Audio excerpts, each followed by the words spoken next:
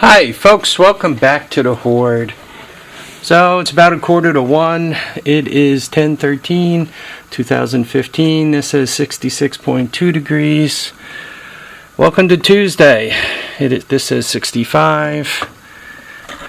This is 18.8 with 70% humidity. It does feel real humid out. And look at that. The old Energizer is completely charged up. Let me show you guys what I'm up to today. A lot of times when I'm trying to do something that I've never done before, I kind of lay it out in my mind's eye. And for those of you folks who've played with air conditioning and these heat pump things, ductless air conditioners, let me show you what I got. So I started to draw it out, and you kind of start on top, the heat exchanger. That's what this is, right?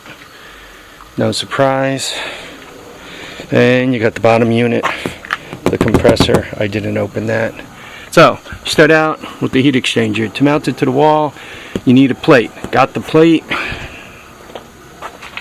right there. Got the instructions with the plate right next to it. I got screws to mount it to the wall, which is all good. Plate mounted to the wall. Got to drill a hole. For the hole, I went out, got that little circular thing. It's 2.5. I think you guys can see that. So we got the hole. So plate on wall. Hang the heat exchanger. Don't completely snap it into place. Run this wire up from below. Those wires poke through the hole. Everybody's kind of happy. Then the lines come up. Here are the lines. We got the small one and the big one.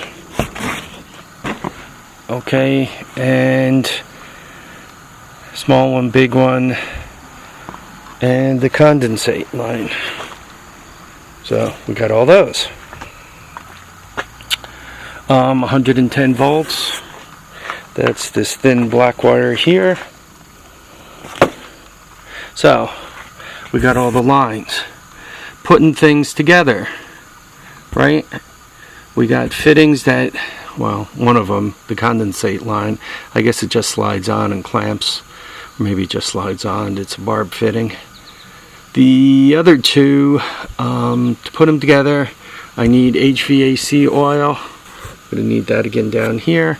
I don't have that yet. Hopefully it shows up in the mail today. Though to put them together, I popped for the yellow jacket wrenches, and I got the crow's feet with a standard torque wrench if I need it. So that should put these together properly and torque them, which makes them really happy. But once again, I am missing the oil. Between upstairs and downstairs, with this line here, I'm going to put it in plastic pipe so we don't have to look at it. This gutter stuff. Got a little angle on that so the condensate goes downhill, and I got the rest of the pipe sticking out of the back of the truck there. So I think I have everything, right? I'm not missing anything. Torque all the fittings down here on the 110. Obviously we got the compressor right there. The 220 into the compressor. I don't know. I got this pigtail and I got this box. So I call that the disconnect box. The 220 goes into the compressor. We're all happy. The 220 from the house I have not run yet, so I do have to do that. Now, so all of it's hooked up. We got everything all pretty. Before we open up the valves over here, what we have to do is hook up the vacuum pump. The vacuum pump is in the house. I have oil for it. It's nice new, ready to go. So I got that, and I got the oil for the vacuum pump. Gauge set, I have not gotten the gauge set for 410A yet. Hopefully that shows up today.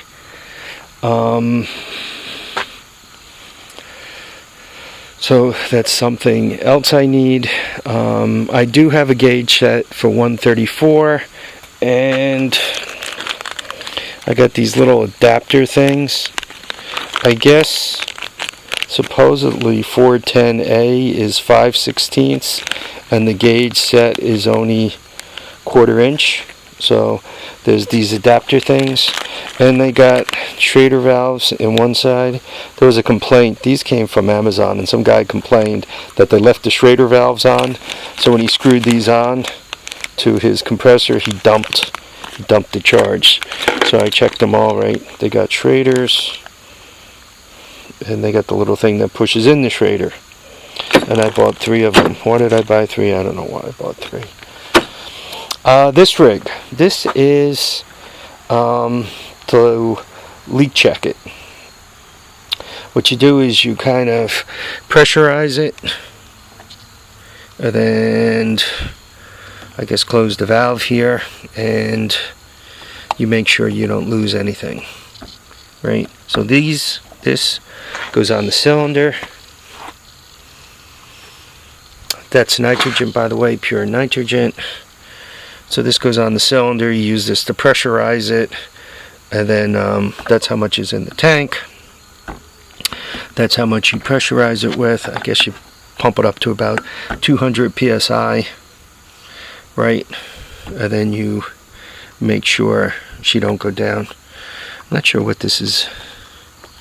Oh, I guess maybe it gets pumped up to 400 psi according to this, and you pump it up, put that right in the center, and leave it there, and make sure it doesn't drift down in any period of time.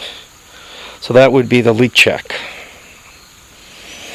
Supposedly if it leak checks good, I mean at that point I think hooking up the other gauge set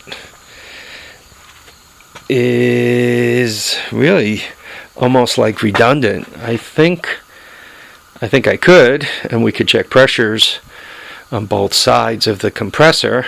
I guess that tells you something. And once again, I'm kind of take this as more of a question than anything else. I guess it tells you when you fire it up, that differential pressure indicates how good the compressor is. I guess there's some spec readings for that. I don't have the gauge package, so I don't have it in front of me. And I guess that tells you how happy everything is, right? Happy, happy, joy, joy. Though, if it leak checks good, and I guess you should check the pressures to make sure that that they gave you enough 410A in the system, right? Maybe just in case they cheated you and only put a half a load in there. You don't want to run it until the compressor burns out or something ugly happens. I don't know. So I guess you put the gauge set on there, take a set of readings, and from there you make a decision if you got to go out and get more 410A and slam it in there. Am I missing anything? Right? I got the plumber's putty to put around this.